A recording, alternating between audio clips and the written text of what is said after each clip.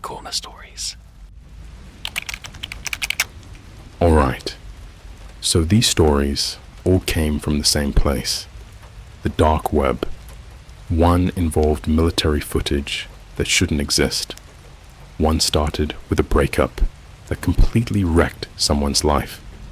And one came from a drug that lets someone see things they probably shouldn't have. None of these were meant to be public. So if it's late where you are, turn the lights down a bit. This is CreepyCorner Stories.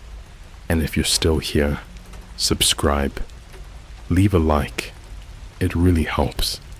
And if you want to go deeper, you can join the channel.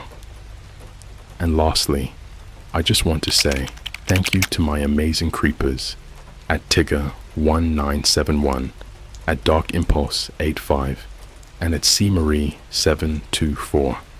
Thank you for being incredible members, and a special shout out to a Tigger1971 for joining recently. If you have a story idea, feel free to leave it down in the comments, and let's dive in.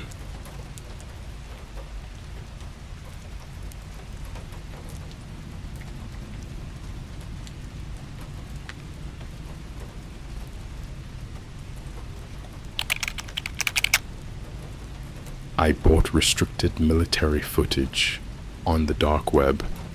It wasn't human. Man, I don't even know if I should be posting this. It's 3:17 a.m. and I've been sitting here for like an hour just staring at the blank text box, trying to figure out how to start without sounding like I'm losing it. Which, honestly, I might be.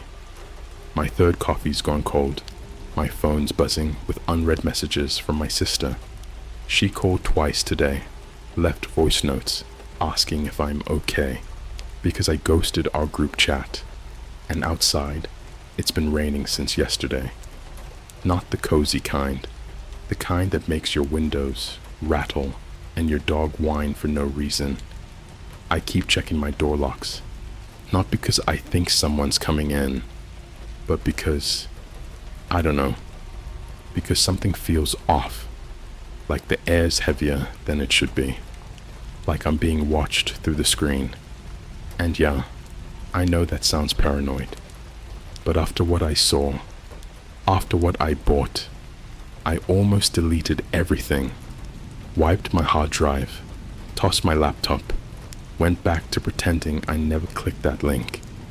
But then I remembered, someone else might stumble onto it. Someone who doesn't know what they're looking at until it's too late. So, I guess I owe it to them. To you. Alright, deep breath. This started 3 weeks ago. I was doom scrolling on Reddit again after a brutal shift at the warehouse. You know the loop. TikTok to Instagram to Twitter to some random forum about Cold War tech.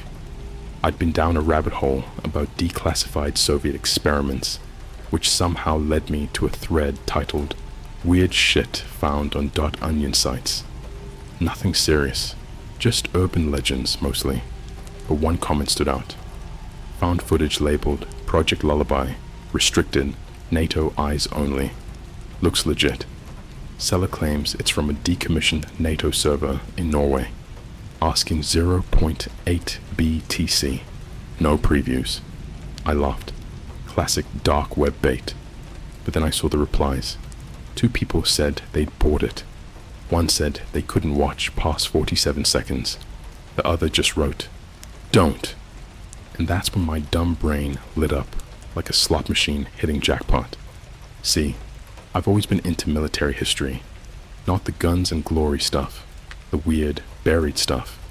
MK Ultra, Stargate Project, those old CIA psychic files. So when I saw Project Lullaby, I thought, okay, probably fake. But what if it's not? I shouldn't have used my main Tor browser. I shouldn't have logged in with the same wallet I use for legit privacy stuff. But I did, and I paid. File came through encrypted, a .zip with a password, emailed to a burner Proton mail address. Inside, a single dot MP4, timestamped July 19th, 1987, filmed at a NATO listening post near Bodø, Norway, way above the Arctic Circle. Snow everywhere, metal buildings, barbed wire, standard Cold War outpost vibes. The first minute is boring as hell. Grainy black and white security cam footage, a hallway, fluorescent lights flickering. A soldier walks by, yawns, checks his watch, then he stops, turns toward the camera, says something I can't hear. Then, this is where it gets weird. He smiles. Not a normal smile. It's slow, too wide. His teeth look wrong. Not sharp, or bloody, or anything gory. Just spaced oddly, like they were rearranged. He holds the smile for 6 full seconds, then walks off. I rewound it, played it again, thought maybe it was a glitch, or bad film, but the timestamp kept ticking. Real time. Then, at 1:23, the camera cuts to another angle. Outside, snow falling hard. A figure stands in the middle of the compound, facing the lens. No coat, no helmet, just fatigues. It's the same soldier, except now, he's not moving, not breathing, just standing there, arms at his sides, head tilted slightly, and then, without warning, he drops, like a puppet with its strings cut, hits the snow face first, doesn't move again. I paused. My hands were shaking. That's when I noticed the audio. Faint. Underneath the static. A lullaby. Not recorded. Not played over speakers. It sounded inhaled, like someone was humming it through their nose while breathing in. I turned the volume all the way down. Still heard it. I closed the file. Shut my laptop. Sat in the dark for 20 minutes. Heart pounding like I'd just run a mile. Told myself it was deepfake, or some ARG, or a messed up art project. But then, 2 days later, I got an email. Same burner address. Subject line. You watched it. No body. Just an attachment. Another video. This one wasn't from 1987.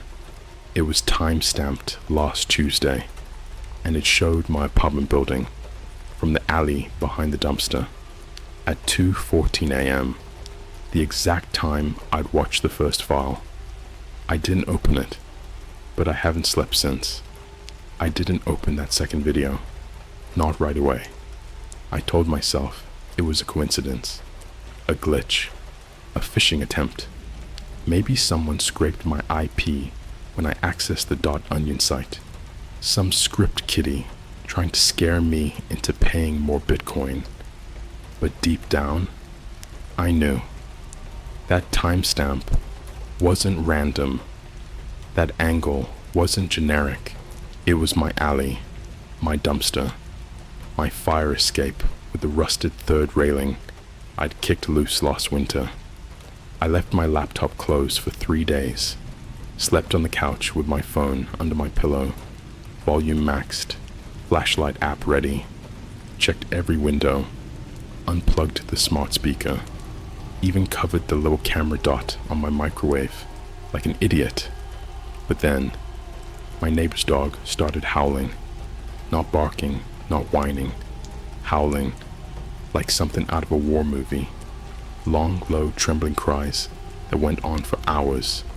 Mrs. Ruiz from 3B knocked on my door at 1 a.m., eyes red, saying her chihuahua hadn't stopped since sunset. It's like he sees something, she whispered. Something behind the walls. I nodded like I understood. Didn't tell her I'd been hearing it too. Not the dog, but breathing. Faint, rhythmic, coming from the bathroom vent. I recorded it, played it back at 2 times speed. It wasn't mine. That's when I broke. I opened the email, downloaded the attachment, and played it.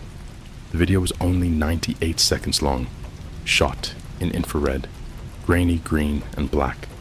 No sound at first, just the hiss of snow or static. But then, movement. My building, back entrance, streetlight flickering. A figure steps into frame, Not running, not sneaking, just walking, calm, purposeful, wearing a NATO field jacket, olive drab, patches worn off, same as the soldier in the first video. He stops under the light, looks up, directly at the camera, or where a camera would be. Then he raises his hand, not a wave, not a threat. He points at my third-floor window. My breath stopped. I swear my heart skipped so hard I saw stars, because that window was dark. I'd drawn the blinds, but in the video, it's slightly open, just a crack, and the curtain is fluttering, like someone had just stepped back from it. Then, the worst part, he lowers his hand and tilts his head. Same tilt as the soldier in the snow. Same unnatural angle, like his neck isn't connected right. And then, the audio kicks in. Not a lullaby this time. A voice, whispering. Not in English, not in any language I recognize, but I understood it. Not the words, the meaning, like it bypassed my ears and went straight into my skull. You watched. Now you're marked. The video cuts to black, but before it ends, 0.3 seconds of footage, there's a flash of my living room from inside, taken from the corner near the bookshelf, where I keep my spare keys, where I never put a camera. I threw up in the sink. Then I called my cousin Marco. He's ex-military, works private security in Chicago. Voice shaking, I sent him both files, told him everything. He didn't laugh, didn't call me crazy. He said, delete everything, factory reset your devices, burn that laptop, and don't go outside alone. Then he paused. Also, check your door seals. I didn't understand until I got off the phone, went to my front door, kneeled down, and saw it. Tiny, almost invisible. A single strand of coarse black hair caught in the weather stripping. Not mine, not my neighbor's, and it wasn't human. Under the kitchen light, it shimmered, like oil on water, and when I touched it with a tissue, it moved. Not twitched, not static. It coiled, slow and deliberate, like a worm sensing heat. I dropped it in the sink and poured bleach over it. It didn't dissolve. It hissed, smelled like burnt copper and wet soil. That night, I slept in my car, parked at the 24-hour Walmart lot off Route 9. Windows cracked, engine running every hour to stay warm. Watched delivery trucks come and go. Watched teens loiter by the McDonald's drive-thru. Normal people, safe people. I almost convinced myself I'd imagined it all, until 4:03 a.m. My phone buzzed. Not a call, not a text. A notification from an app I don't have. Icon, a black circle with a white eye. Title, Lullaby Update. Body, Phase 2 initiated. You are now audible. I swiped it away. It came back. I turned off notifications. It reappeared. I powered off my phone. It vibrated in my hand, while off. And then, through the rolled-up window, I heard it, from the far end of the parking lot, humming, the same lullaby, but closer. So close, I could hear the inhale between notes. I locked the doors, hit the panic button on my key fob. Floodlights flashed. Security guard rolled up in his golf cart, flashlight sweeping. Everything all right, man? I nodded. Couldn't speak. He shrugged, drove off. I waited until sunrise. Then I drove to a Best Buy 40 miles away, bought a burner phone, new SIM, paid cash, went to a Starbucks in a strip mall I'd never been to before, sat in the corner, ordered a black coffee I didn't drink, opened a tour on the new device, went back to the original marketplace. The listing was gone, but in its place, a new one. Title, Observer Package, Personalized Feed, Your Name, Here. Price, 0.0 BTC, free for verified viewers. Below it, a countdown timer, 0, 2:17:44. 021743, and a note. They always come back to watch. I closed the browser, but as I stood to leave, my reflection in the cafe window didn't move when I did. It stayed still, smiling, with too many teeth. I didn't scream. Not then. I just stood there, frozen in that stupid Starbucks line, watching my reflection blink, once, while I hadn't moved a muscle. Its lips curled slower than mine ever could, peeling back into that same stretched grin from the footage. And its eyes, they weren't mine. The irises were too dark, like oil pooled in glass, and the pupils, they pulsed, not dilated, not constricted, just throbbing, like something was breathing behind them. I backed away so fast I knocked over a kid's venti caramel frappuccino. Didn't apologize, didn't look back. Ran to my car, started it, peeled out of the lot with tires screeching like I was in some B-movie chase scene. But I wasn't running from cops. I was running from me. Drove for hours. No destination. Just highways, gas stations, rest stops with flickering fluorescents, and broken payphones that shouldn't even work anymore. I kept checking the rear view. Every time I blinked, I swore the shape behind me shifted, leaning forward, head tilted, mouth opening wider than physics allowed. By dusk, I pulled into a Motel 6 outside Bakersfield, paid cash, gave a fake name, James Cole, because for some reason 12 monkeys popped into my head, and I guess part of me still thought this was fiction. Room 114 smelled like mildew and old cigarettes. One bed, a TV bolted to the dresser, a mirror above the sink. I covered it with a towel.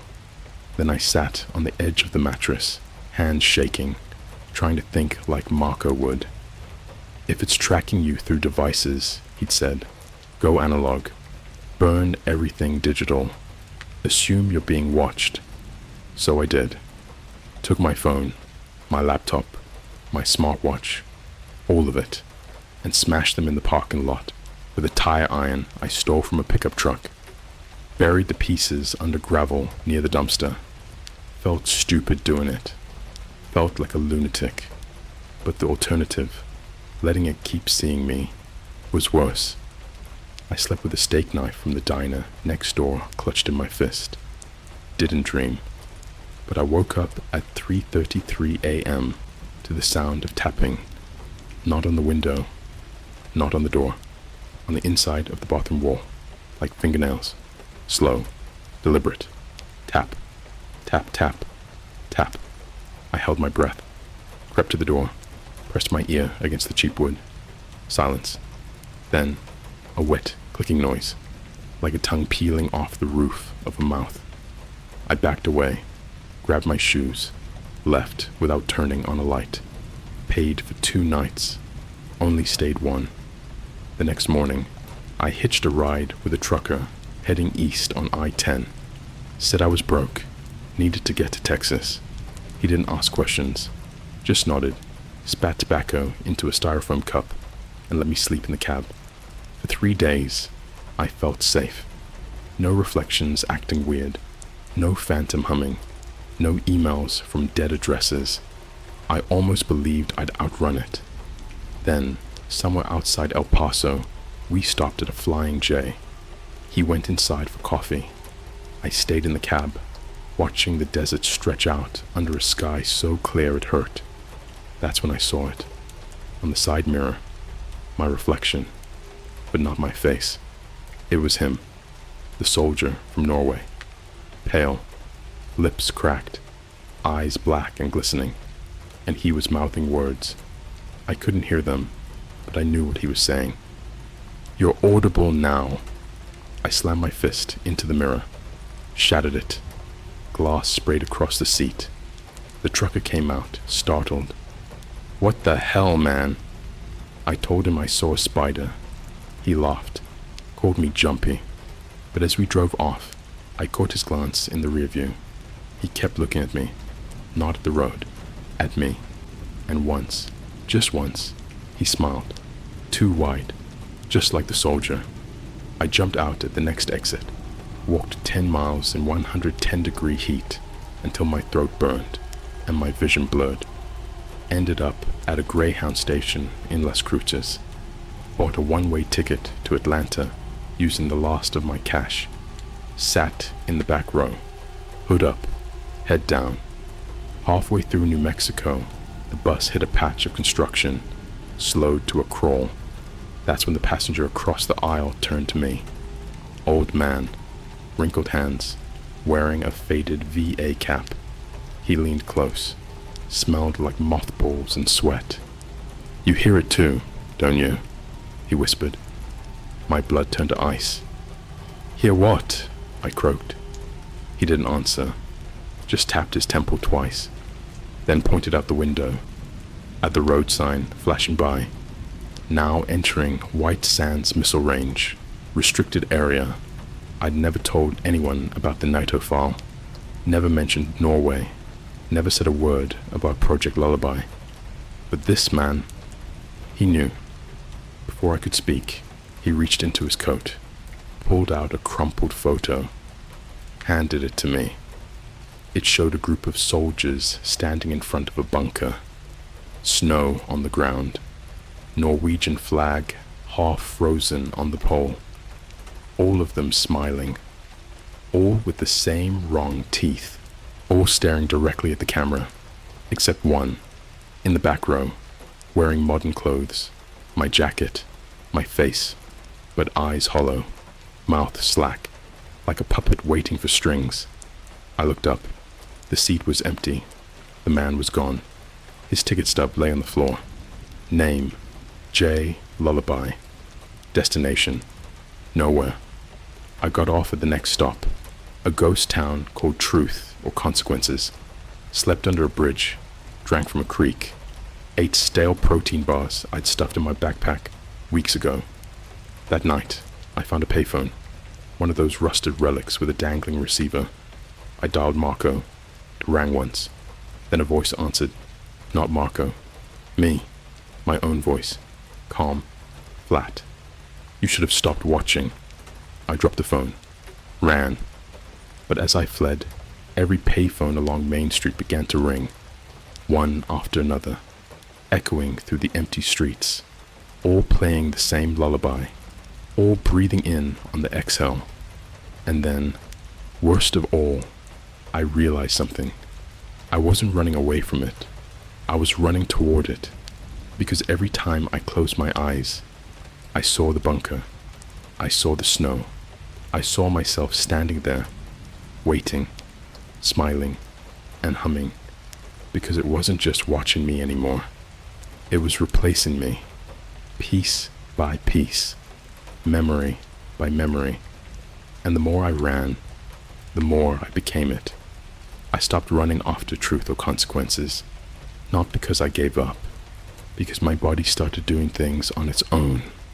Little things at first. I'd reach for water, and my hand would twitch toward the dirt instead.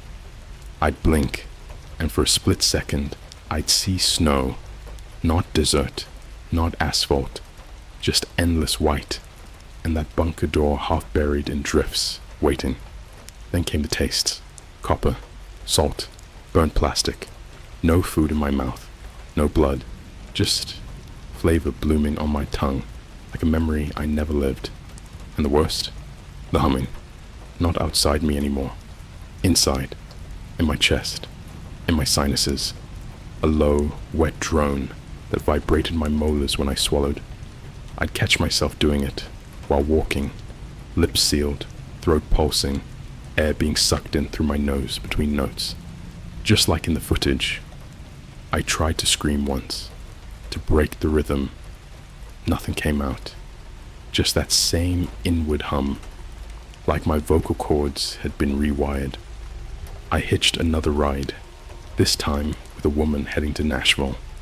She talked about her kids, her divorce, her dog's arthritis, normal stuff, human stuff. I nodded along, but my eyes kept drifting to the rearview mirror, not to check traffic, to watch her, because every time she laughed, her jaw opened a fraction too wide, and when she yawned at a red light, I saw it, just for a flash. Her tongue wasn't pink. It was black, glistening, split down the middle like a snake's. I didn't say anything, didn't jump out, just sat there, sweating, as she dropped me off near a Waffle House outside Knoxville. I walked into the woods behind it, slept under a rotting picnic table, woke up with frost on my eyelashes, even though it was 68 degrees. That's when I found the note, taped to my shoe, not written, carved into the rubber sole. 3 words: "You're almost home." No ink, no pen, just deep, precise gouges, as if done with a blade so sharp it didn't tear, just parted the material like skin. I tore the shoe off, buried it. But that night, I dreamed of the bunker again. Only this time, I wasn't watching from the camera.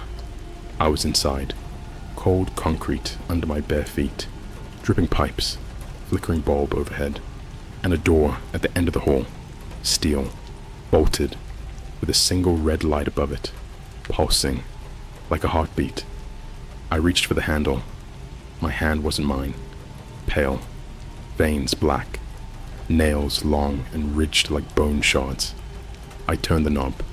The door opened, and inside was my apartment, exactly as I left it. Bed unmade, coffee mug in the sink, laptop closed on the desk, but everything was covered in a thin layer of frost, and standing by the window was me, the real me, or what used to be. He turned, smiled, held up a finger to his lips, then pointed to the closet. I followed his gaze. The closet door was open. Inside, hanging neatly on hangers, were NATO uniforms, dozens of them, all stained with something dark around the collar, all labeled with names. Some I recognized from online forums, from Reddit threads, from YouTube comments under conspiracy videos, and one, fresh, unstained, had a tag: Current Observer, Active Feed, with my name.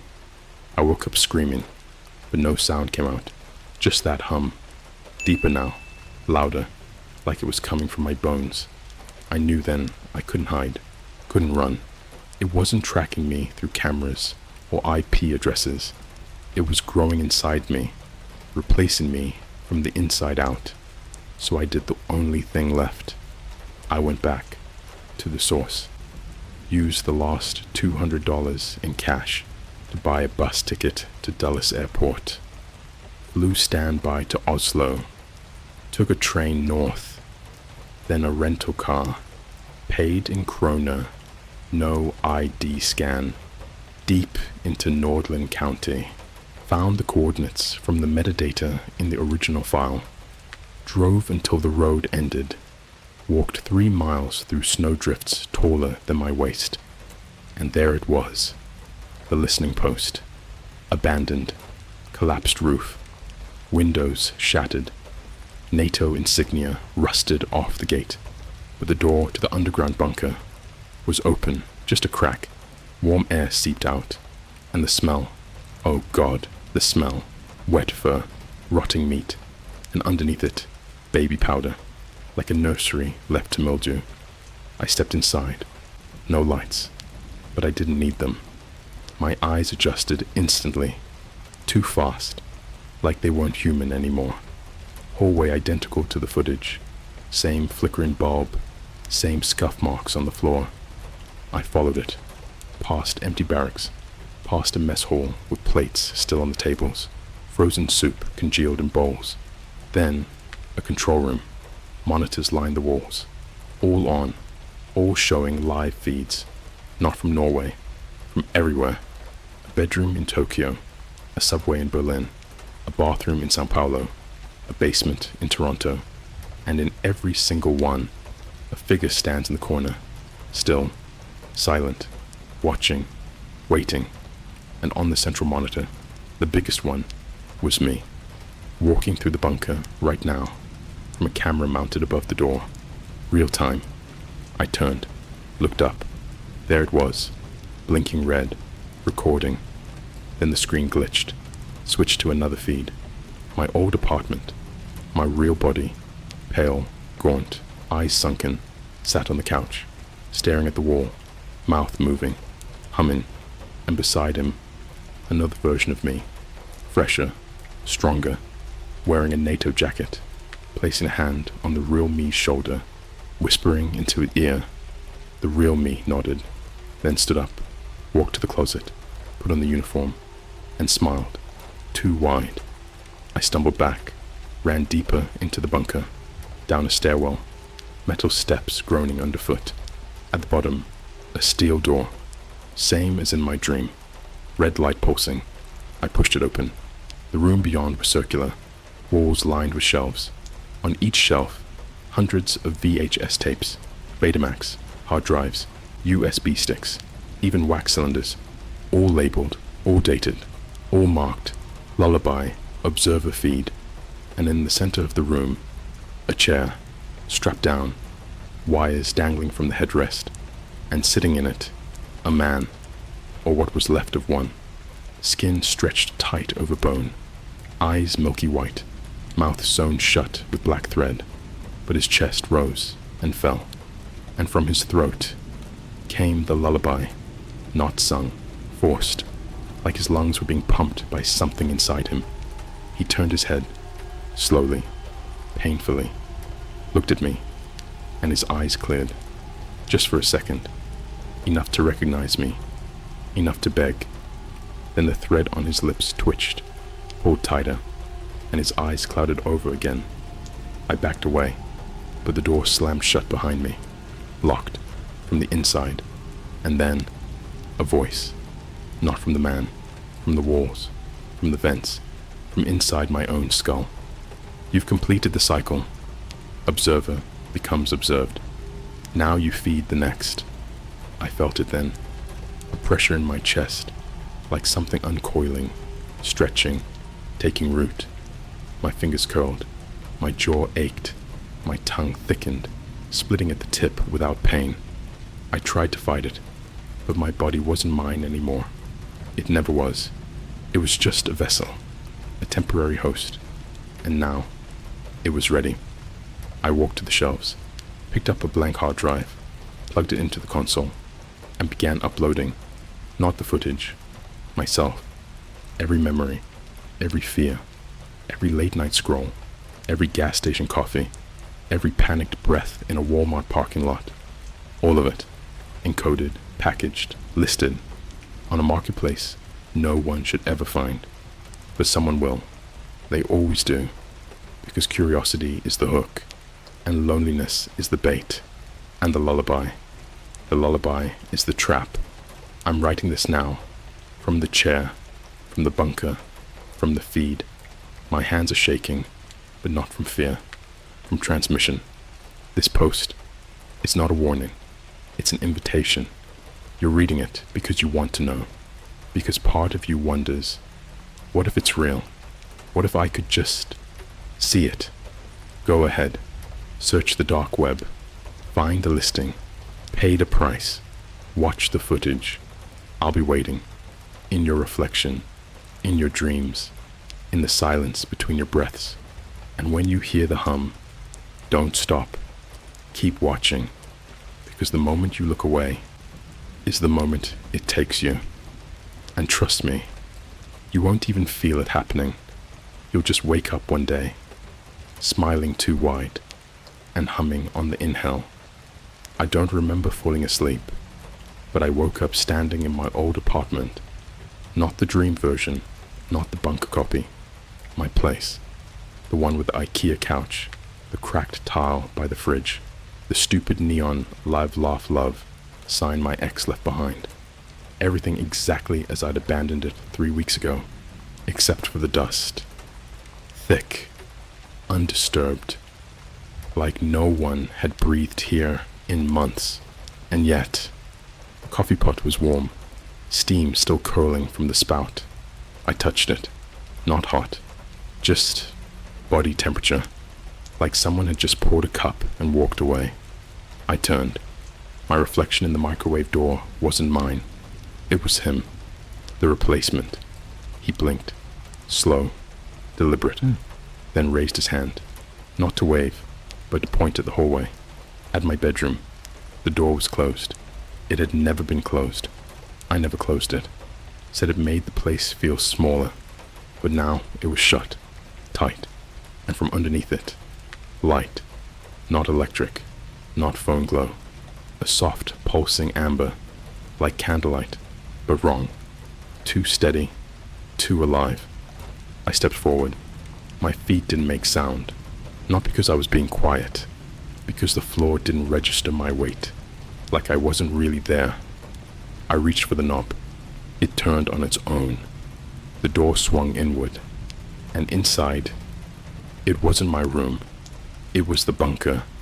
Same concrete walls, same dripping pipes, same steel chair in the center. But now, it was occupied by me, the real me, skin gray, eyes vacant, lips parted in that endless silent hum. Wires snaked from his temples into the wall, vanishing into conduits that pulsed like veins. His chest rose and fell, but not with breath, with data. With every twitch of his fingers, another fragment of memory bled out.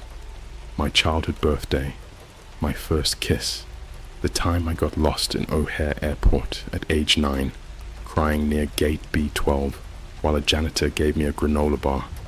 All of it being siphoned, digitized, packaged, sold, and standing behind him, a figure in a NATO jacket, face obscured by shadow. But I knew. It was the one who came before me, the last observer. He turned, looked right at me, and spoke, not with his mouth, but through the wires, through the hum, through the very air in my lungs. You're late. Feed's already live. I tried to speak, to scream, to beg, but my jaw wouldn't move, because it wasn't my jaw anymore. It was the vessel's, and it was already smiling. Then he gestured to the far wall, where a single monitor glowed, not showing the bunker, not showing my apartment, showing you. Yes, you. Reading this right now. Your screen, your face lit by the glow, your finger hovering over the mouse. Maybe you've got headphones on. Maybe it's raining outside your window. Maybe you're alone. Maybe you think this is just a story. But the camera in your laptop, it's on. Not because you clicked anything, because it turned it on. When you open this post, the timestamp in the corner of the video feed, it matches your local time, down to the second, and the figure standing behind you, in your room right now, just out of frame, near the closet, near the bed, near the bathroom door. It's not breathing, because it doesn't need to. It's waiting for you to look away, just once, long enough to miss the shift, long enough for the reflection in your darkened window to stop mimicking you, long enough for the hum to start in your own throat. You think I'm warning you? No, I'm recruiting you, because the cycle isn't about punishment, it's about continuity. Project Lullaby was never a military experiment. It was a filter, a way to find the curious, the lonely, the ones who scroll too deep, who click when they shouldn't, who believe the world still holds secrets worth dying for. And once you watch, you become part of the archive, not dead, not alive, audible. Your memories aren't erased, they're broadcast, looping forever in some frozen server farm, buried under Arctic ice, feeding the next watcher, the next buyer, the next fool who thinks they can handle the truth. And the worst part, you won't even know you're gone. You'll keep living your life. Go to work, text your mom, order DoorDash. But sometimes, when you're alone in the shower, or driving at night, or staring at your phone in the dark, you'll catch yourself humming on the inhale and you'll smile, too wide, and your teeth will feel rearranged. I'm writing this from the chair now. My hands are typing, but I'm not moving them. The wires are. The feed is. This post isn't ending. It's transmitting. Every word you read is a hook. Every sentence, a synapse being rewired. You can close the tab, but you won't. Because you need to know how it ends. And that's how it gets you. Not with gore, not with monsters. With curiosity. With the quiet, gnawing itch that says, what if it's real? Well, it is. And it's already in you. Check your phone. Go ahead. Open your camera app. Switch to front facing. Look at your eyes. Really look. Do they blink at the same time? Or does one lag just a fraction? Now listen. In the silence between your heartbeats, do you hear it? That wet inward hum. Good. It means you're ready. The listing just went live again. Same price.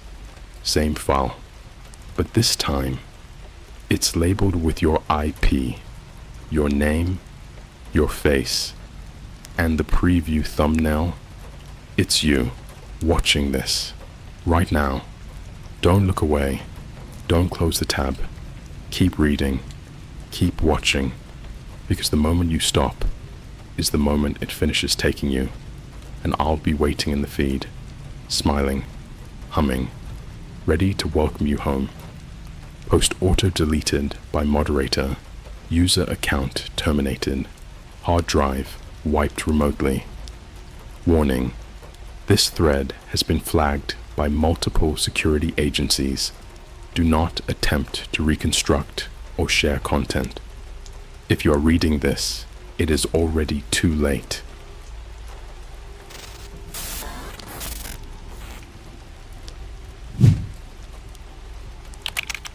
My ex destroyed my life. The dark web offered me a way to get even without touching them. I've been staring at this ceiling for like 40 minutes now, trying to figure out if telling the story is actually a good idea.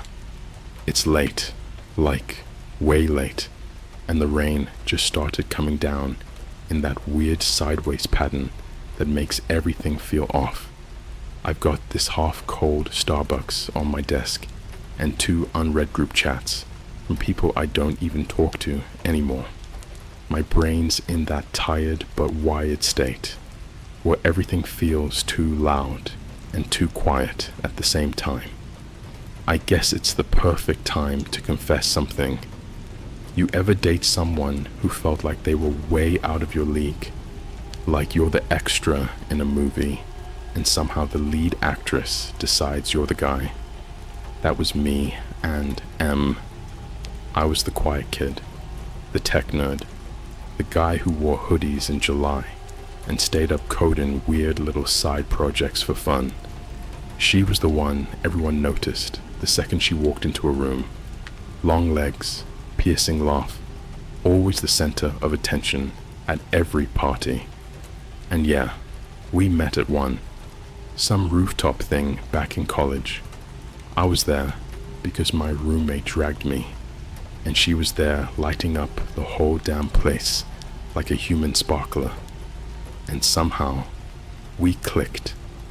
I don't know how else to explain it. She made me feel like I mattered, like I wasn't just background noise. I'd never had that before.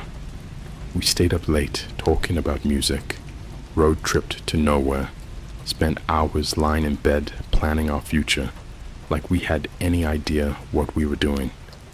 For a while, I really believed it, that she loved me, that we were forever. But it didn't stay like that. It got twisted, subtle at first, then ugly, then it was over. And when it ended, it wasn't normal. It wasn't human. It was like someone flipped a switch and deleted me from existence. And what came after? Let's just say I made a decision I can't take back. This all started in late 2022, right after I moved into that shitty little studio off Franklin Avenue, the one with the flickering hallway light, and the neighbors who blasted reggaeton until 3 a.m. I'd just gotten out of a long, ugly breakup with someone I'll call M. I'm not gonna use her real name because she's still out there somewhere. Probably smiling, probably fine, not like me. We were together for 3 years, met in college, moved in together too fast, did all the dumb stuff couples do when they're pretending they'll last forever. But when it ended, it wasn't just a breakup, it was surgical. She didn't just leave me, she erased me, blocked me on everything within minutes of the final fight. Venmo, Instagram, Google Photos. I'm not kidding. She actually wiped our shared drive clean and replaced all the files with a single Word doc that said, "You did this to yourself." I didn't even get to keep our Netflix login. What made it worse was how clean it all was, like she'd been planning it for months. I found out later that she had already been talking to someone new before we broke up. That part didn't even hurt. What hurt was that she made sure I had nothing left. She messaged all our mutual friends, fed them some narrative about how I'd been emotionally unstable, told them to block me for their own safety. It was like she hit a button and my entire social life blinked out of existence. You know that feeling when you text someone and the message goes green? Now imagine that, but it's everybody. No one texted back, not one. Even her dog blocked me. I'm not kidding. I was blocked on the dog's Instagram. At first, I tried to take the high road. I got a therapist, started journaling, bought a punching bag, tried all the usual advice. But at night, when the apartment got quiet, I would just sit there, scrolling through old photos in the recently deleted folder, heart beating like I'd swallowed a wasp, wondering how someone could just erase you. And then one night, I found something. It started when I was scrolling Reddit. I was in this rabbit hole of revenge stories, like the petty kind, keying someone's car, anonymous glitter bombs, dumb stuff. But buried in the comments of one thread, someone mentioned a site I'd never heard of. Not by name, but just a reference. A hyperlink that had been dead for years. They called it Blockchain. Said it wasn't just some dark web hitman scam. Said it was a network. Said it wasn't about money. It was about balance. I screenshotted the comment and forgot about it until a few nights later, when insomnia had its teeth in me again. I started digging. Used Tor, VPN, all that stuff. I barely understood. Every forum I visited, I hit dead ends, until I checked my Proton mail and found a message I definitely hadn't opened. No subject, no sender, just a link. Blockchain://rec ?user equals unverified, and I clicked it. God, I was so stupid. It loaded a plain page, black background, a single white box in the middle.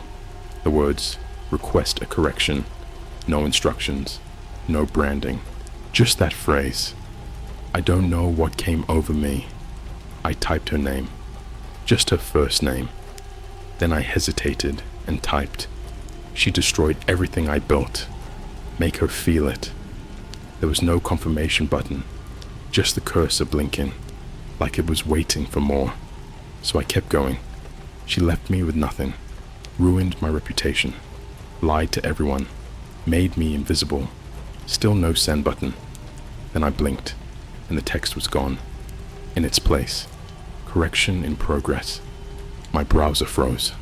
I tried to screenshot, but it just gave me a black image. Then the page crashed, and I couldn't get back in. The link stopped working. It was like it had never existed. I closed my laptop, heart hammering, stomach turning over. And then, like clockwork, my phone buzzed. It was a DM from a burner account. No profile pic, no followers, just 5 words. You wanted balance. It begins. I didn't sleep the night I got that message. I just sat on my mattress. No bed frame, no sheets, just a mattress, and stared at my phone like it might blink again. I kept rereading the message. You wanted balance. It begins. I didn't know what it meant. I thought maybe it was a prank. Some script kiddie watching my webcam. I covered it with duct tape, unplugged my Wi-Fi, shut the lights, and just sat there in the dark, listening. You ever notice how loud nothing is at 3 a.m.? By morning, I almost convinced myself I'd imagined the whole thing, but then I opened my laptop. My desktop background was gone, replaced by a solid black screen with a tiny white dot in the middle. No icons, no taskbar, just that dot. When I moved my cursor, the dot followed it, and then a text box appeared, just like the one on blockchain. Do you confirm the correction? There was no yes or no, just a blinking cursor. I typed, "What does that mean?" The text vanished. A few seconds passed. Then the screen changed. It showed me a photo, one I hadn't seen before. A low-res image taken through a cracked windshield, parked in front of a red brick townhouse I didn't recognize. Standing at the door was M. She was holding groceries, laughing, mid-conversation with someone whose face was blurred, on purpose. The kind of AI blur you couldn't reverse. My stomach dropped. I didn't know what I was looking at, or who was watching her, or why they were sending it to me. Then the screen blinked again, and this time, a timer appeared. 6 o'clock. Correction pending. I shut the laptop. I didn't want this. I just wanted her to feel something, to regret it, to feel even a second of the hollow pit she left me in. I didn't want her hurt. That timer ticked all day. I tried to do normal things. Went to get coffee, walked around the block twice, tried to call my old roommate, but nothing felt real. I was floating, like I'd slipped just a little outside of my own timeline, like something was coming and I couldn't stop it. And then, when the timer hit 0, everything changed. My phone buzzed again. This time, a video. No context, no name. Just a shaky, close-up recording of M's front door, shot at night, street lamps flickering. You see her walk out in her usual joggers and a hoodie, probably heading to the gym. She's on her phone, laughing, earbuds in. Then this figure steps into frame, not running, not hiding, just there, wearing a long draped hoodie with the hood pulled tight. You couldn't see the face, just this slow, deliberate way of moving, like they were counting every step. They reach into their pocket and pull out something, small, metallic, reflective. You expect violence, right? That's what I expected, but they don't touch her. Instead, they slide the object into her mailbox, like they were delivering a package. Then they just leave. M doesn't even notice. She walks past it into her car and drives off. The video ends there. And I think, what the fuck was that? I don't sleep that night either. The next day, I get another video. This one is indoors, from a camera I shouldn't have access to. It's footage of M's apartment, clearly shot from inside. It looks like a Nest Cam feed, top corner of the living room. Grainy, fisheye lens. I can see her pacing, phone in her hand, clearly upset. She's yelling at someone on speaker. I can't hear the voice on the other end, but I recognize the tone she's using. It's the same tone she used on me when she was rewriting the story in real time, weaponizing her version of events. But this time, she's shaking. Then she turns towards the couch and picks something up. The metallic object from the mailbox. It's a USB stick. She plugs it into her laptop, and her face just breaks. She doesn't scream. She doesn't cry. She just freezes, her mouth slightly open, eyes wide. She leans in, reading something, scrolling faster and faster. She starts to tremble. Then she slams the laptop shut and bolts out of frame. Video ends. I texted the burner. What did you show her? No answer. Next morning, I wake up to 8 missed calls from a number I don't recognize. I don't answer. Then a text. Do you know what she did to her sister? What the fuck? I had never even met her sister. I knew she had one, lived in another state. They weren't close. That's all I knew. And suddenly, I'm looking at a file. PDF, sent through some encrypted service I'd never heard of. It didn't download to my phone. It streamed like it wasn't allowed to touch local storage. It was a police report, 2 years old, redacted in all the wrong places. The gist of it: M had been investigated in connection with a wellness check turned suspicious disappearance. Her sister had filed for a restraining order weeks before vanishing. Her last known location, a rest stop outside Flagstaff, Arizona. But here's the kicker. M was never charged. She provided an alibi. Fake photos, fake timestamps, a whole fake GPS trail backed up to iCloud. Someone scrubbed the investigation, paid off someone, buried the case. Reading this, I felt sick. Was any of it true? Was this all fabricated just to mess with me? To twist the knife deeper? Or had I spent 3 years with someone who got off on hiding bodies in the desert? The next correction came 2 days later. I got a live stream link. No title. Just a black screen. Static noise. Then a timestamp appeared. Live in 0, 0, 10, 0, 0.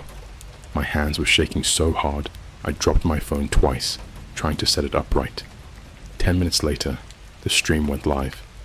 It was her, M, in her living room, wearing the same hoodie, sitting on her floor, knees pulled to her chest, just staring straight ahead. Behind her, written on the wall in red paint, or maybe something else, were 3 words: I am remembered. And in front of her was a small table. On it, her laptop, a phone, a photo frame, and that same USB. She didn't speak, didn't move, but you could see her whole body shaking.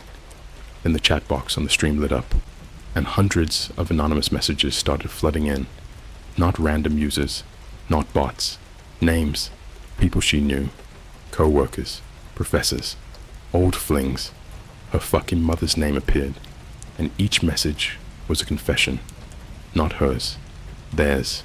Confessions about her, things she had done to them, with them, things that were never meant to see daylight, things that made me sick to read. And she watched it all, silent, broken. I don't know how long the stream went. Maybe 2 hours, maybe 5. At some point, I just shut my phone off and curled into a ball on the floor. I didn't feel good. I didn't feel vindicated. I felt haunted, because this wasn't justice. This was something else. This was someone, or something, dragging a person through every layer of their worst nightmares and broadcasting it. And I had asked for it. I had clicked the link. I had typed the words. Make her feel it. And whatever Black Chain was, they did. But they weren't finished. Because the next message I got didn't mention her. It said, correction number 2 initiated. Target initiator. I didn't read that message right away. Not because I didn't see it, but because my brain refused to process it. Like when you stare at a word too long and it stops meaning anything. Initiator. That was me. They weren't being poetic. They weren't threatening. They were documenting. Correction number 2. For me. I left my apartment that night with my phone at 3% and no plan. Walked past the closed bodega on the corner, past the bus stop with the flickering ad screen, past a couple arguing in low, venomous whispers. Everything felt staged, like I was already on camera and didn't know where to look. I kept thinking, maybe if I go somewhere public, it stops. Maybe this thing needs isolation, darkness, privacy. So I ended up at a 24-hour McDonald's off the highway, the kind that smells like fryer oil and cleaning solution and desperation. I sat in a cracked vinyl booth with my back to the wall, ordered a coffee I didn't drink, and kept my phone face down on the table like it might bite me. It buzzed anyway. No vibration this time, just the screen lighting up on its own. Live feed available. I didn't tap it. The feed opened by itself. Front-facing camera. My face. I flinched so hard I almost knocked the coffee over. It was me, sitting there, under the fluorescent lights. Same hoodie. Same dark circles under my eyes. Same twitch in my jaw I didn't even realize I had. The timestamp said now. I turned the phone around, looked at myself, looked at the screen. Perfect sync, no lag. Then a message slid across the bottom of the screen, white text on black. You have been observed for 1,128 days. That number hit me harder than anything else. 3 years. They hadn't just appeared when I clicked the link. They'd been there, watching, waiting, measuring. The camera feed minimized into a corner and another window opened. This one, a timeline. My timeline. Photos I'd never taken. Angles from across the street. Reflections in windows. Blurry frames from places I remembered being alone. There was me outside my old job, lighting up a cigarette I'd quit months before meeting M. There was me at a gas station at 2:17 a.m., staring at the lottery tickets like I was considering erasing myself another way. There was me crying in my car one night, forehead pressed to the steering wheel, whispering something I didn't even remember saying out loud. Each image had metadata, location, heart rate, estimated emotional state, despondent, compliant, isolated. I pushed away from the table and stood up too fast. The elderly man in the next booth glanced at me, annoyed, then went back to his fries. I typed with shaking thumbs, "Stop." The response came instantly. Correction requires participation. I stumbled out of the McDonald's and into the cold. My reflection followed me in the dark glass of the doors. For a second, I was convinced it would lag, that it would wave when I didn't. It didn't. I walked, didn't know where I was going, just walked until my legs started to burn and the city thinned out into long, quiet stretches of road. Another notification. This time, not a message, a file. Playback, _ available, _01. Against every instinct I had left, I opened it. Audio only. It started with static, then breathing, my breathing, then a voice. Mine, but wrong. Too calm, too steady. I don't think anyone would notice if I disappeared, the voice said. I think I'm already gone. I stopped walking. That was something I'd said. Not to anyone else. Not on the phone. I'd said it alone in my apartment, months ago, after the breakup. Sitting on the floor. No phone in my hand. No laptop open. I felt something inside me collapse. Not fear. Not panic. Recognition. They weren't predicting me. They were archiving me. The audio kept playing. There were dozens of clips, hundreds. Some were mundane. Me humming while doing dishes. Me muttering at traffic. Me laughing at a stupid video at 1 a.m. But others were my worst thoughts. The ones you never finish. The ones you stop halfway through because even thinking them feels dangerous. They had all of them. I dropped to my knees on the sidewalk, right there under a busted streetlight, and finally typed the question I should have asked from the beginning. What do you want? The reply took longer this time, long enough for me to start shaking uncontrollably. Then, parity. Another message followed. You requested erasure without contact. You received observation without consent. This is balance. My phone vibrated again, harder this time. A call. No caller ID. I answered. There was no greeting, no breathing, just sound. A room tone, like a basement. Low hum of electricity. Something dripping. Then footsteps. Slow. Measured. Then a voice. Not robotic. Not distorted. Human. Calm. Close. You wondered how it was possible, the voice said. How someone could be removed without being touched. My stomach twisted. We remove people every day, the voice continued. We remove credibility, memory, access, pattern recognition. We remove context, and the world does the rest. I tried to speak. Nothing came out. You were not chosen because you were angry, the voice said. You were chosen because you were empty. That makes you useful. The call ended. My phone screen went black.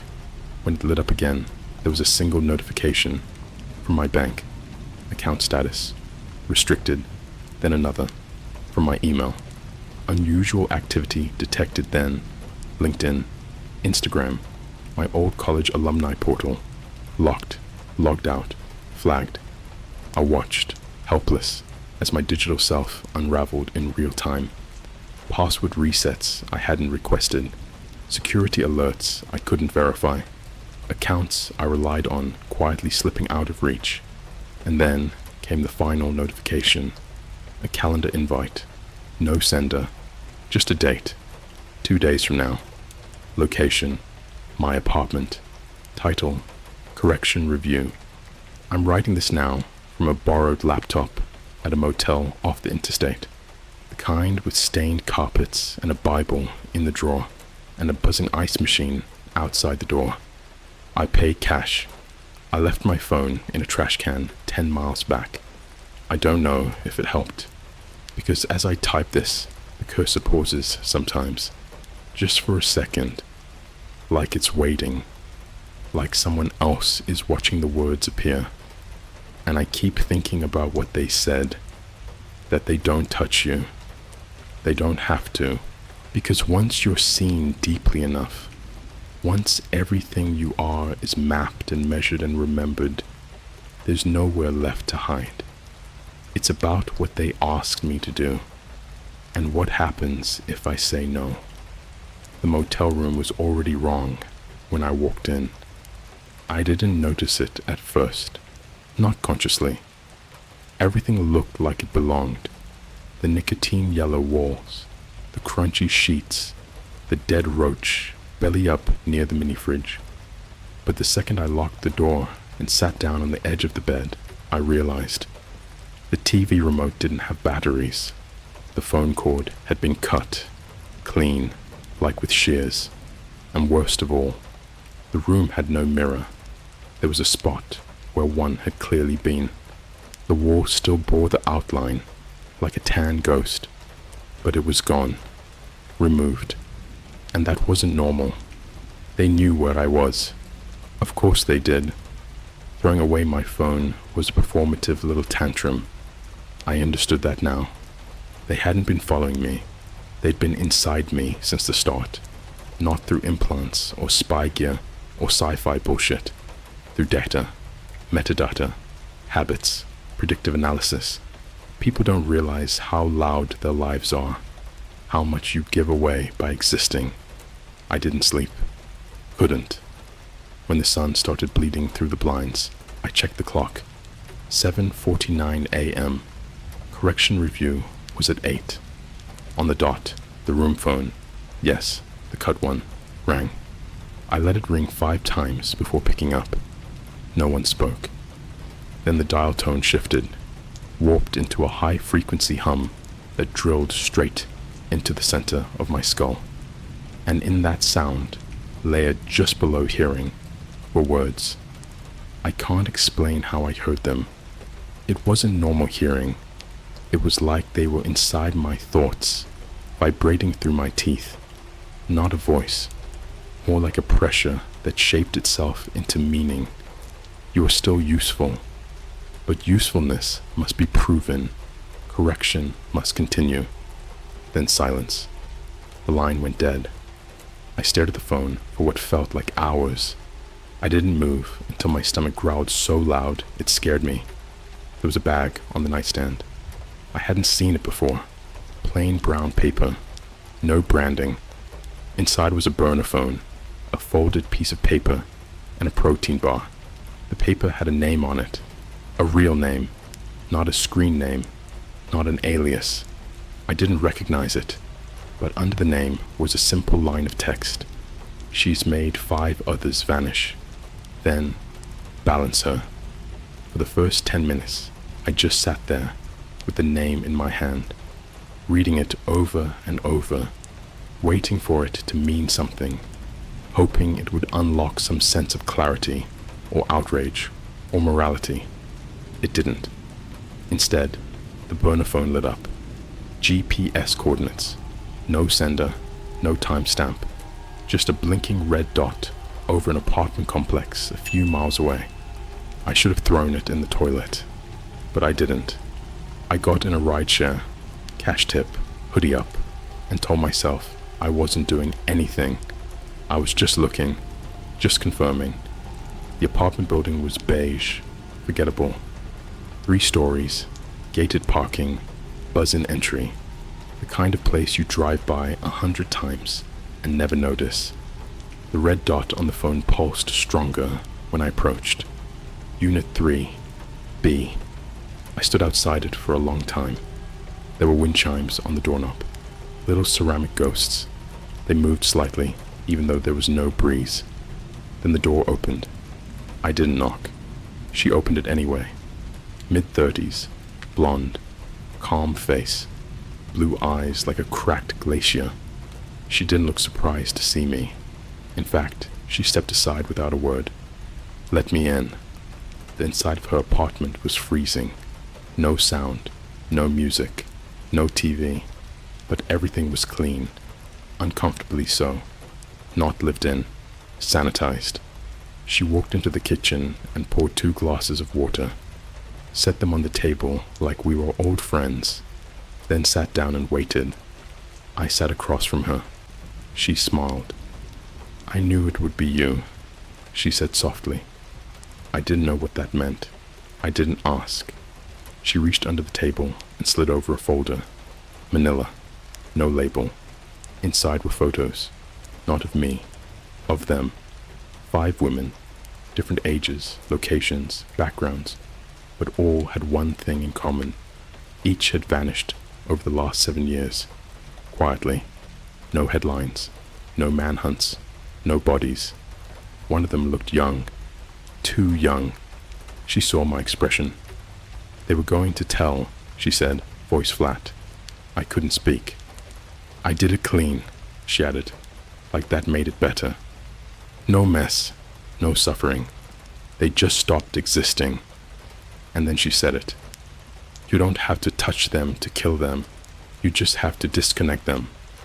Her phone buzzed. She looked down, frowned, then handed it to me. It was a photo of me outside the motel earlier that morning, taken from a low angle, right as I was stepping into the rideshare. She met my eyes. They're testing you, she said. I stood. She didn't try to stop me, but as I turned to leave, she whispered, You're already part of them. You're just the only one pretending you're not. I didn't sleep that night either. Correction review wasn't a punishment. It was a job interview. They didn't want to erase me. They wanted to use me. Because I was proof. Proof that you could take a nobody Flood them with silence, feed them raw truth, and make them act, not with a gun, not with violence, with balance. And once you cross that line, even once, you don't get to go back. The next morning, the phone buzzed again. No message, just another name, no explanation, no accusation. But this time, I recognized it. An old friend, one of the only people who'd stayed neutral during the breakup with M. Someone who had seen what happened but never picked a side. Quiet, gentle, kind. I stared at the name for a long time, then I typed a single word into the reply box. Why? No answer came, but I knew. This wasn't about her. It was about me. How far I would go. How many pieces of myself I would amputate before I stopped pretending I was whole. And in that moment, alone, disconnected, accountable to nothing but a blinking cursor, I realized something worse than guilt. I didn't feel bad. I felt alive. And that was the scariest part of all. I didn't answer the message. Not right away. I sat there with the burner phone in my hand, staring at the name like it might change if I blinked hard enough. It didn't. It stayed exactly what it was. Familiar. Heavy. A person who had once eaten pizza on my floor at 2 a.m. while we argued about movies. Someone who'd helped me move apartments. Someone who had seen me before I was hollowed out. The phone didn't buzz again. No pressure. No threats. That's what finally broke me. Because pressure means urgency. Pressure means they need you. Silence means they're confident. I went back to my apartment. I don't know why. Maybe because it was the last place that still felt like it belonged to me. Or maybe because the calendar invite was still burned into my head, ticking louder the closer the hour got. When I unlocked the door, everything was exactly how I'd left it. Too exactly. The air was cold. The lights were off. My shoes were still by the door, but they'd been turned neatly, toes aligned. I don't do that. On my kitchen table was my laptop, open, powered on, waiting. The screen showed a familiar black background and a single white box. Inside it, a sentence already typed out. Correction review begins when you sit. I didn't want to sit. My legs moved anyway. The moment I did, the screen split into 3 panels. On the left, M. She looked older, not by much, but by experience. Her eyes were dull, skin sallow. She was sitting alone in a room I didn't recognize, staring at nothing, alive, breathing, but ruined in a way that doesn't heal. In the center, me. Live feed again. No delay. I watched myself swallow. Watched my hands tremble slightly before clenching into fists. On the right, the name. My old friend. They were walking through an airport. Carry-on bag. Headphones in. Normal. Oblivious. A caption appeared beneath the panels. 3 outcomes. 1 balance. Text began to populate beneath it, line by line. Subject A requested correction. Subject B received correction. Subject C remains uncorrected. Then a blinking cursor, waiting for input. I typed slowly. What happens if I do nothing? The response appeared immediately. Then correction finalizes. The right panel zoomed in on my friend. The camera angle shifted. Security footage now. A timestamp appeared. Then another angle. Another. A pattern. My chest tightened. You don't need to touch them, the text continued. You already understand how this works. And I did. They weren't asking me to kill anyone. They were asking me to disconnect them, to provide access, context, timing, the smallest nudge, in the right place, a delayed message, a withheld warning, a redirection at the wrong moment. Accidents don't need violence. They need silence. My hands hovered over the keyboard. I thought about the night Emma erased me. How fast it happened. How clean. How everyone believed her without question. I thought about how easy it would be to let this happen, how no one would ever trace it back to me, how I could finally stop running, finally belong to something that saw me clearly. The cursor blinked, and then, for the first time since this started, something unexpected happened. The left panel changed. Em looked up, directly into the camera, directly at me. Her lips moved. No audio, just words. Please. Not dramatic, not hysterical, just exhausted. The room felt like it was shrinking, like the walls were leaning in to hear what I'd choose. I realized something then. They weren't testing whether I could become a monster. They were testing whether I already was one. I typed. One sentence. Not a plea. Not a refusal. A confession. You don't need me anymore. The screen froze. For a long moment, nothing happened. Then the center panel, me, went black. The right panel vanished. The left panel lingered for a second longer, M's image dissolving into static. Finally, the text box filled with one last message. Correction acknowledged. Initiator status. Archived. The laptop shut itself down. The apartment went quiet. No buzzing. No hum. No presence. Just me. Alone. I wish I could say that was the end. It wasn't. Because the next morning, my phone worked again. My accounts unlocked. My name stopped being poison. Old friends reached out. Job interviews reappeared. Life resumed. Too smoothly, like a system restoring a file from backup. I don't get messages anymore. I don't see feeds.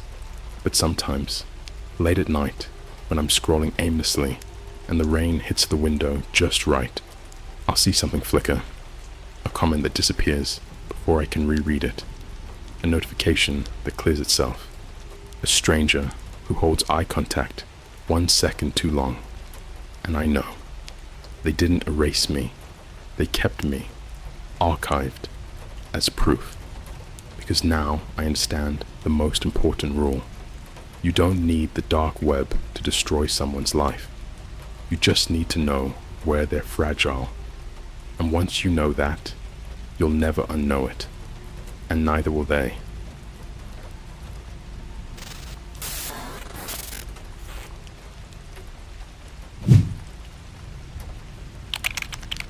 I took a dark web drug that made me understand the alien files the government buried. I didn't plan to record tonight. I haven't planned much of anything in years. My sleep schedule's wrecked.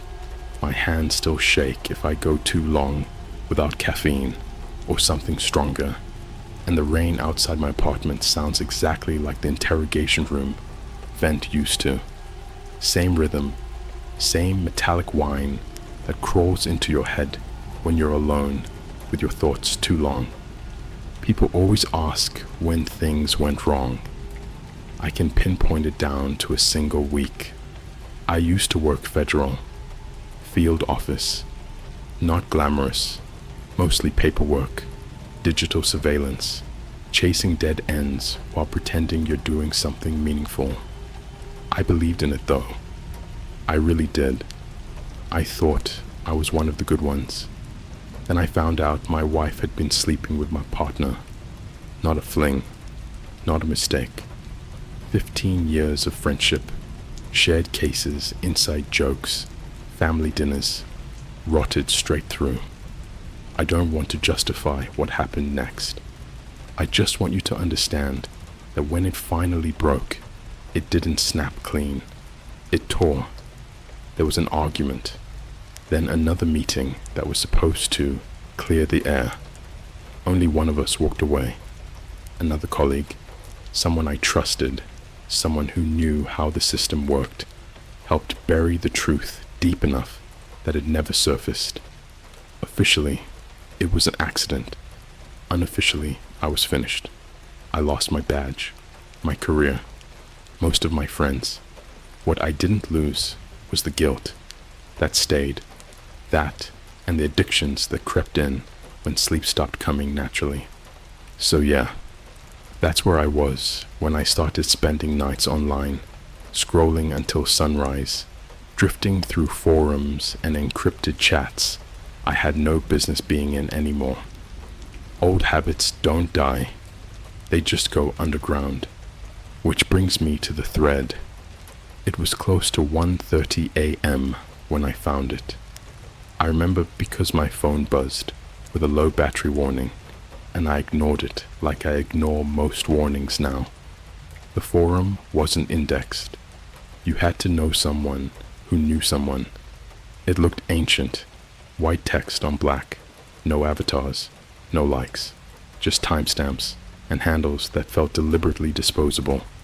Most of it was junk, recycled conspiracy posts, fake leaks, people pretending to know things they absolutely didn't.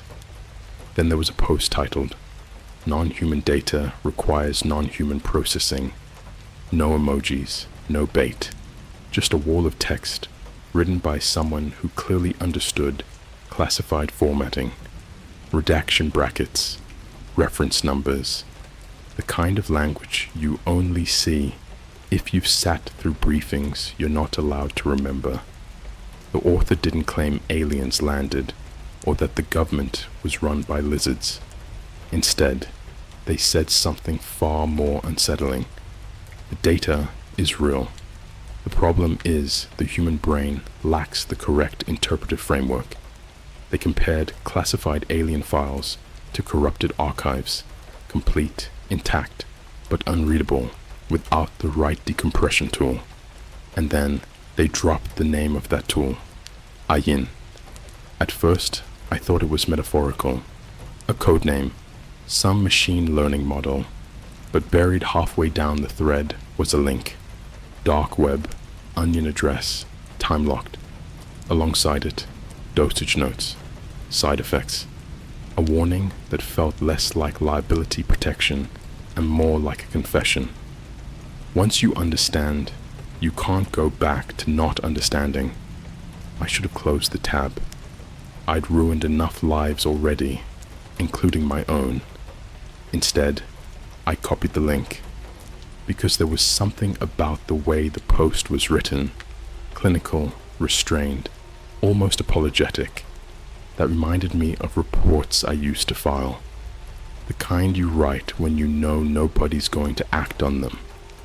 And I've always had a problem walking away from things I'm not supposed to see. Outside, the rain picked up. Somewhere down the block, a siren wailed and then cut off abruptly. My screen dimmed. The link pulsed once, like it knew I was hesitating. I clicked it, and that was the last normal decision I made. The package didn't arrive in a box. That's the first thing that bothered me. No cardboard, no padding, no return address. Just a thin, gray envelope, folded so flat it looked like it had been ironed. It was already inside my apartment when I noticed it, leaning against my doorframe like it had always belonged there. I stood over it for a full minute before touching it, keys still in my hand, heart doing that slow, arrhythmic stumble it learned after everything else fell apart. I checked the lock. Deadbolt engaged, chain untouched. I live on the 3rd floor. No balcony access, no neighbors I talk to, no one with a spare key. I brought the envelope to the kitchen like it was a dead animal and slid it across the counter with 2 fingers. No name, no stamp, no fingerprints that I could see. The paper felt wrong, too smooth, almost waxy, like it didn't want oils from my skin. Inside was a vial, not silver like the one I'd seen on that stream. This one was clear, medical grade glass, sealed with a black stopper, no label, just a handwritten mark near the base, a thin circle with a vertical line cutting through it. Ayin. There was also a folded sheet of paper, not printed, typed, monospaced font, like an old report. Dose low, do not stack, do not record first exposure. Light will become structure. Structure will become intent. No dosage numbers, no chemical composition, no safety warnings. Just instructions written by someone who assumed you already understood the risks. I didn't take it right away. That's the lie I told myself later, anyway. That there was hesitation, that I paced the apartment, that I thought about throwing it away. The truth is uglier. The truth is, I felt relief, purpose, like something had finally chosen me again. I waited until night, not because of ritual, because I didn't want witnesses. Old habit. I shut off my phone, covered the webcam on my laptop, unplugged anything with a microphone. I don't know why I did that. I just knew I had to. The silence afterward was thick, pressing against my ears, until I could hear my own pulse.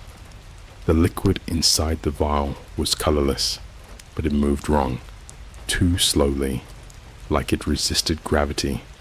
The instructions said, low dose. I used a syringe I still had from a different phase of my life I don't like to think about. Drew up maybe a quarter of a milliliter, held it under the kitchen light. For a second, the light bent through it at an angle that made my stomach lurch. The bowl flickered.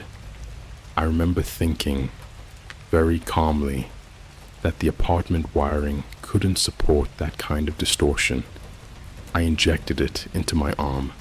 No burn, no rush, no warmth. For about 30 seconds, nothing happened. Then the air changed. That's the only way I can describe it. The air didn't move, but it rearranged, like the room had inhaled and forgotten how to exhale. My ears popped, not from pressure, but from alignment. The refrigerator's hum stretched into a low, harmonic tone that settled into my skull like it had always been there. I tried to stand up and realized I already was, or part of me was. My vision fractured, not into doubles or blurs, but layers. The kitchen existed the way it always had, but underneath it was something else. Grids, rotations, angles that weren't meant to be seen head-on. Corners had depth that extended inward instead of outward. Shadows weren't cast by objects. They anchored them. I started laughing. Quiet at first, then harder, because it finally made sense why the files never added up, why the photos were always inconclusive, why witnesses contradicted each other even when they were telling the truth. We were looking at the wrong axis. Something brushed against my thoughts, not like a voice, not like a presence, more like pressure applied to a bruise you didn't know you had. Images flashed, briefing rooms, satellite feeds, redacted pages, but now I could see what had been removed, not black bars, entire dimensions stripped out because they didn't fit. I understood then that alien was the wrong word. These weren't visitors, they were architectures. My nose started bleeding. I didn't wipe it. Blood behaves differently when you're seeing the underlying geometry of the room.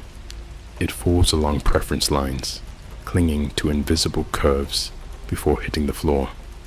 I watched it, fascinated, detached. That's when I noticed the wall breathing, not moving, cycling, expanding through a pattern that matched the circle and line symbol on the vial. Every expansion corresponded to a spike of understanding. Every contraction peeled something human away from me. Memories started reorganizing themselves, not fading, reformatting. The interrogation room from years ago unfolded into a lattice of cause and effect nodes. I saw how questions weren't meant to extract truth, only to collapse probability. I saw how guilt was a tool, not a feeling. How easily it could be inserted, amplified, redirected. I saw my own life that way. My marriage, my career, the death, not as events, but as necessary alignments. That realization should have horrified me. Instead, it felt clean. The most disturbing part wasn't the visuals. It was the calm, the absolute certainty settling in my chest that this wasn't madness or hallucination. This was comprehension, the kind you're never supposed to have, because once you do, morality becomes an inefficient abstraction.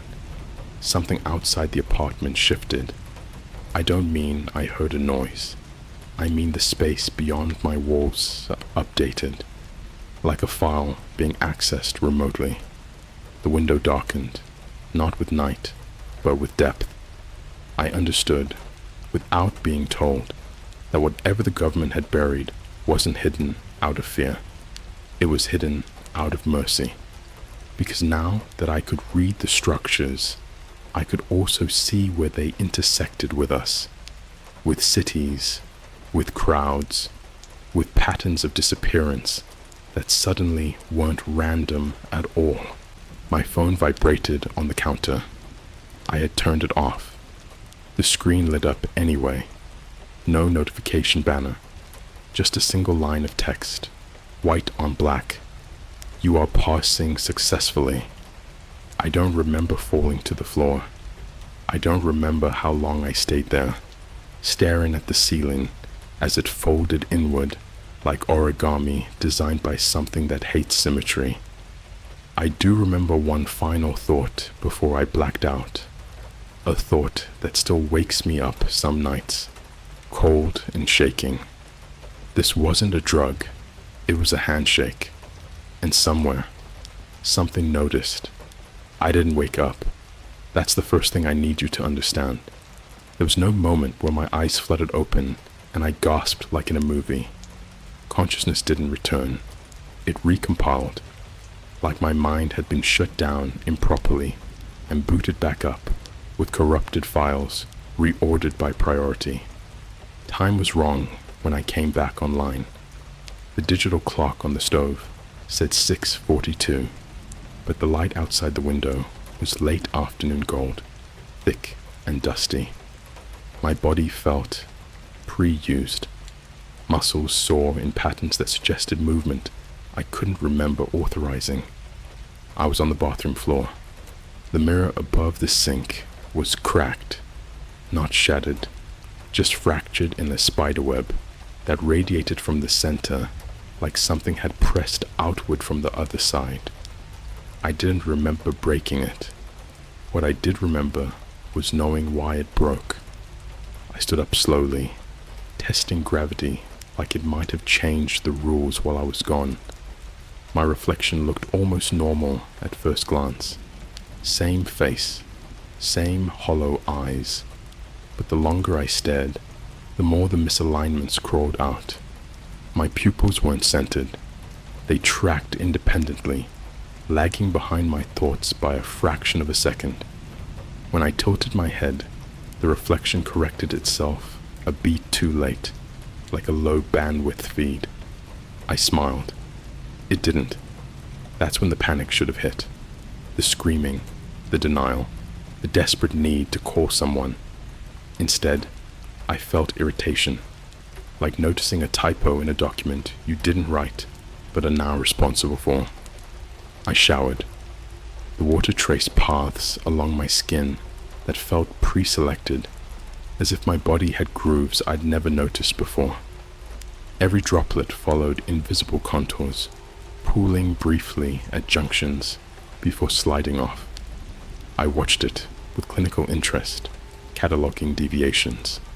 When I stepped out, my phone was on the counter, powered on, no lock screen, just a list of files I didn't remember creating.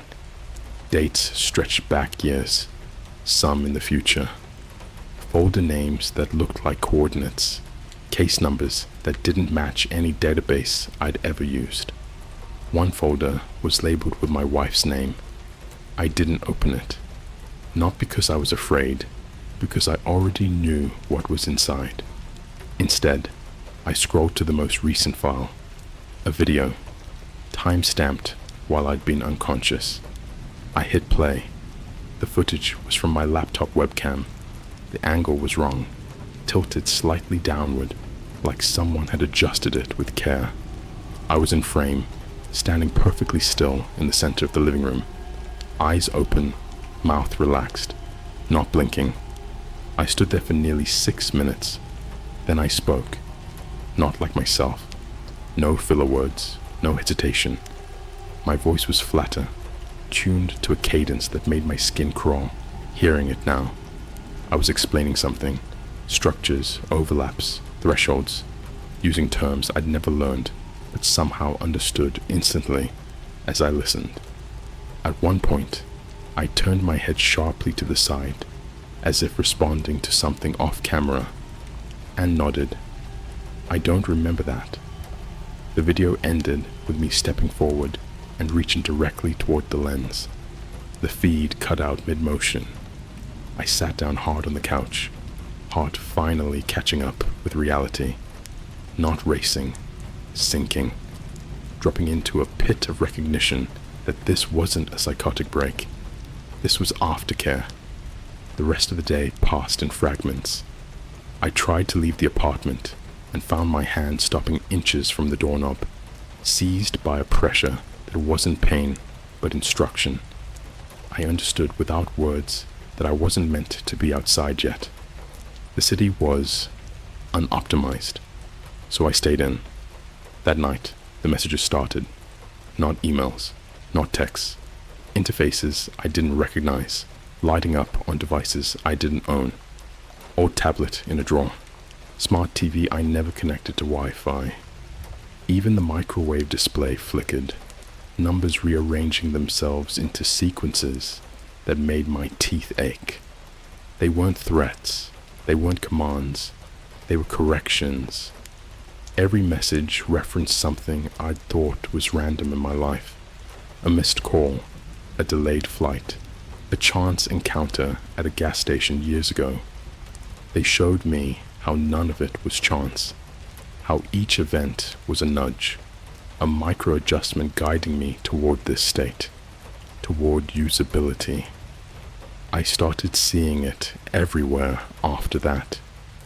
People didn't move randomly. Crowds flowed along stress lines, like water through cracked concrete. Arguments weren't emotional, they were resonance failures. Violence wasn't about anger, it was about incompatible structures trying to occupy the same space. I could see when someone was about to break. The first time it happened was at a McDonald's off the highway. I went in for coffee because I hadn't slept, and the instructions, suggestions, indicated caffeine would stabilize my perception. A man was yelling at the cashier, red-faced, shaking, veins bulging in a way that screamed imminent collapse. Everyone else saw a tantrum. I saw a fault line. I watched the exact moment his internal framework exceeded tolerance. The second before he threw the drink. The precise angle his arm would take. The cascade that would follow. I stepped aside before it happened. Hot coffee splattered where I'd been standing. Nobody noticed anything strange about me. That was the most terrifying part.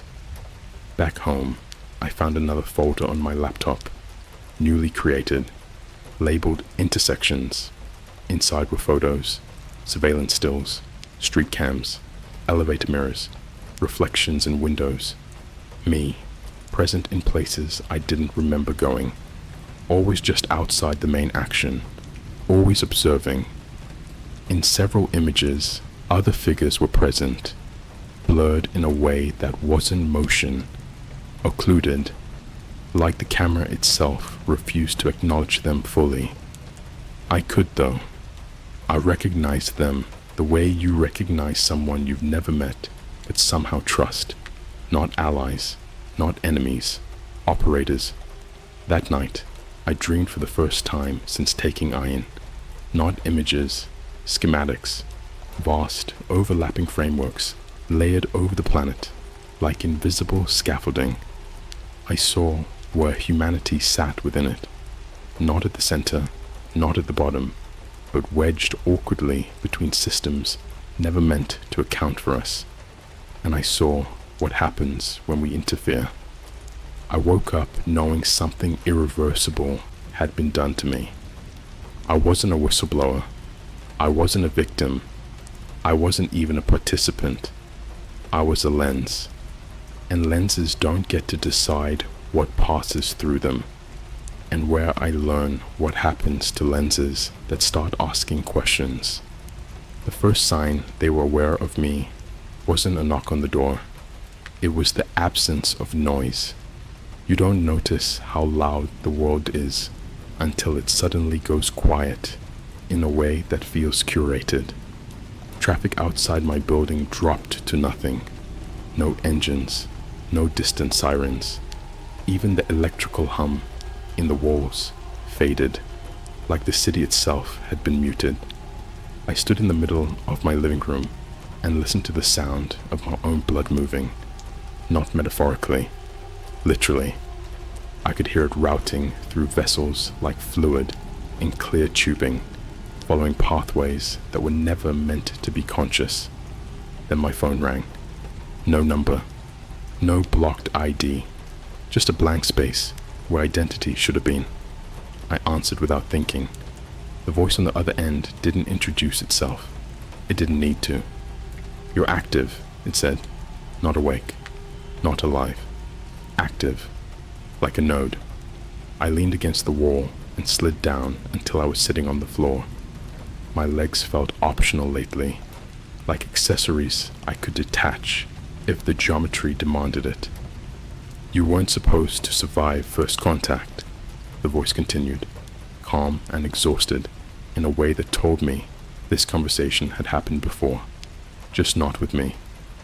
Most people burn out, catatonia, suicides that look accidental.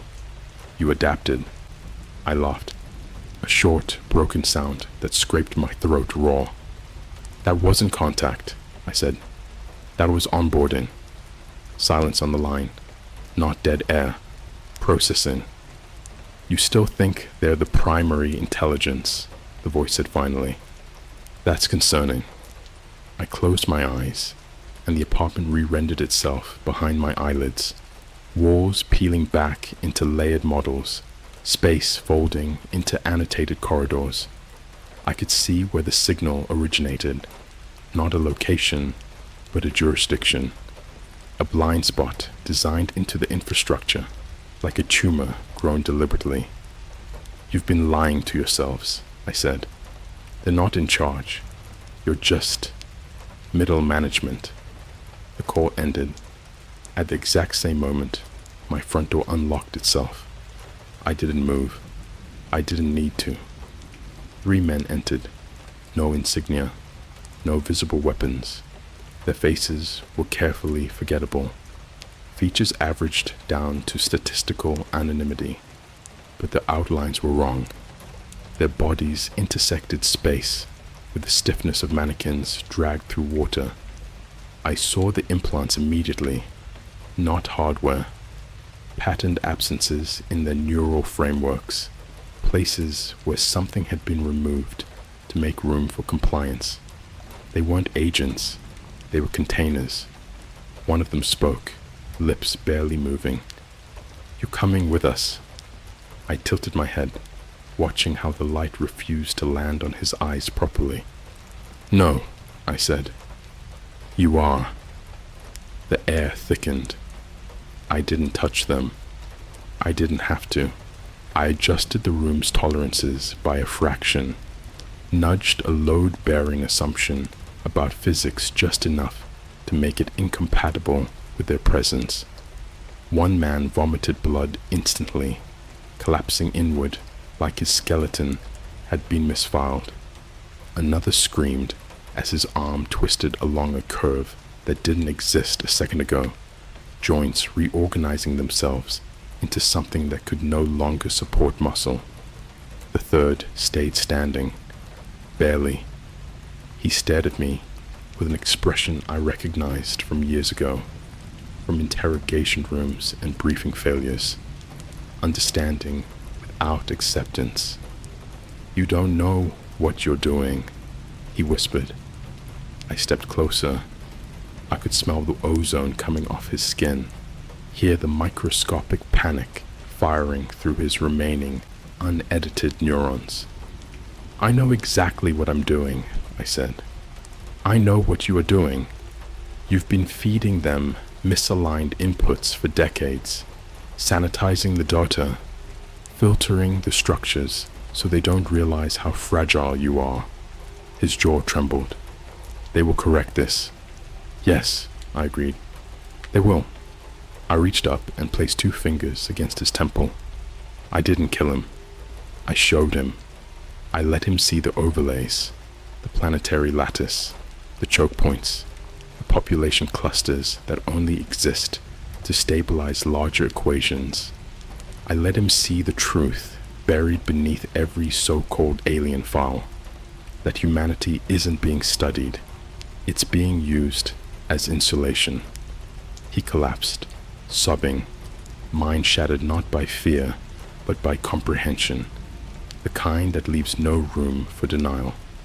When it was over, I sat alone in my apartment again, surrounded by bodies that no longer made narrative sense.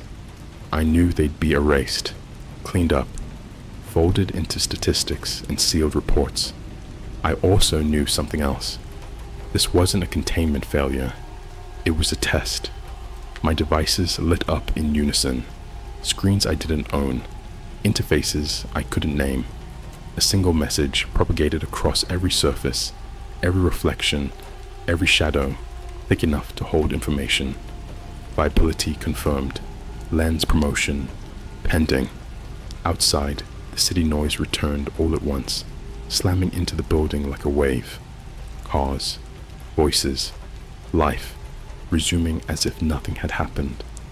I stood up, steady and calm, surrounded by the aftermath no one would ever acknowledge, and where you'll understand why I'm telling you this at all.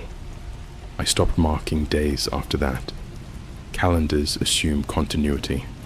They assume you wake up as the same organism you fell asleep as. After promotion, that assumption became inefficient. The first thing they took from me wasn't my freedom. It was my privacy from myself. Thoughts no longer arrived fully formed. They streamed in as annotated possibilities, each one tagged with downstream effects, casualty estimates, structural stress forecasts. When I considered a memory, it unfolded like a crime scene reconstruction, angles, forces, points of failure, highlighted in sterile overlays. Nostalgia evaporated. Regret became a statistical artifact. I understood then why most minds didn't survive Ayin. Human identity depends on ignorance, on blind spots, on not seeing the scaffolding holding reality together. They didn't isolate me in a cell or drag me to a black site. That would have been primitive. Instead, they reintegrated me, gave me a job that didn't exist on paper. I became a predictive anomaly suppressor. That's not what they called it, of course. Internally, there were prettier euphemisms, but functionally, I was deployed to places where the lattice buckled, where human activity risked exposing structures not meant to be noticed yet. Airports, data centers, religious gatherings, disaster zones. Minutes before the disaster happened, I didn't intervene directly. Intervention leaves ripples. I adjusted probabilities. A delayed train here. A missed phone call there. A panic attack that sent the right person home before they saw something that would have unraveled them. Sometimes it required harsher corrections. The first time I caused a mass casualty event on purpose, I didn't feel anything. That scared me more than if I had. It was at a coastal city you'd recognize if I named it. High tourist density, high sensor saturation, a convergence forming offshore, non-human geometry pushing too close to perceptual range. If enough people noticed the wrong things at the right moment, the veil would have torn. So a storm came early. Infrastructure failed where it mathematically shouldn't have. Evacuation routes bottlenecked with surgical precision. News footage later called it a tragedy, an act of God, a once-in-a-century coincidence. I watched the aerial feeds from a motel room that smelled like bleach and burned coffee, adjusting parameters as people screamed into phones they couldn't get signal on. Every death stabilized the lattice. Every survival introduced noise. By the end, the convergence retreated, satisfied. That night, something reached back, not through language, through recognition. I felt it notice me, the way you notice a mirror that's slightly too accurate, too responsive, a tool becoming self-aware. It didn't threaten me. It didn't thank me. It included me. After that, the dreams stopped being schematic. They became intimate. I saw how they experienced time, not linearly, but as pressure. I felt what it's like to inhabit a structure large enough that planets register as textures. Humanity wasn't cattle. It wasn't pets. It was material, insulation, damping mass, a cognitive buffer preventing deeper realities from colliding too violently. And me? I was a stress fracture they found. Useful. The government handlers faded into irrelevance. Middle management dissolved once the system realized I could interface directly. Messages stopped coming through devices and started arriving as subtle reorientations of thought, suggestions embedded in instinct, a turn of the head at the right moment, a pause before speaking that redirected an entire conversation's outcome. I stopped eating real food. It interfered with clarity. My body reallocated resources without consulting me. Sleep became optional, something I did when entropy built up too much. At some point, I noticed people reacting to me differently. Not fear, deference. Animals avoided me entirely. Children stared too long, eyes unfocused, like they were listening to something beneath my words. Once, on a subway platform, a woman began sobbing the moment I stood next to her. She didn't know why. Neither did I. But I could see the fractures in her probability cloud. She was going to die within the year regardless. I stepped away. Mercy, I think. Or optimization. The distinction had blurred. You're probably wondering why I'm telling you this. Why risk exposure? Why leave a record? That's the final part you don't want to hear. This isn't a confession. It's a calibration. Iron wasn't a one-off. It was a prototype, a filter, a way to identify minds capable of surviving partial alignment. The deep web thread wasn't bait. It was a seeding mechanism. Anyone curious enough, broken enough, guilty enough to follow it was already statistically primed. Some of you reading this feel it already. The subtle nausea, the way certain sentences feel heavier than others, the irritation when I mention structures instead of explaining them. That means you're close to a threshold. They don't need everyone. They just need enough. Enough lenses, enough stress fractures, enough humans willing to stop pretending they're at the center of anything. I'm not warning you to stop digging. I'm explaining why it feels impossible to look away. Because somewhere beneath the noise of your life, beneath the scrolling, the caffeine, the insomnia, you can feel it too. That pressure, that sense that something vast is leaning closer. And if you ever find a thread that doesn't behave like the others, if you ever see a symbol that feels familiar for reasons you can't articulate, if you ever receive something that doesn't arrive through normal channels, start low. Do not stack. And understand this. Before you understand anything else, once you can read the structures, you will never again be certain which thoughts were yours.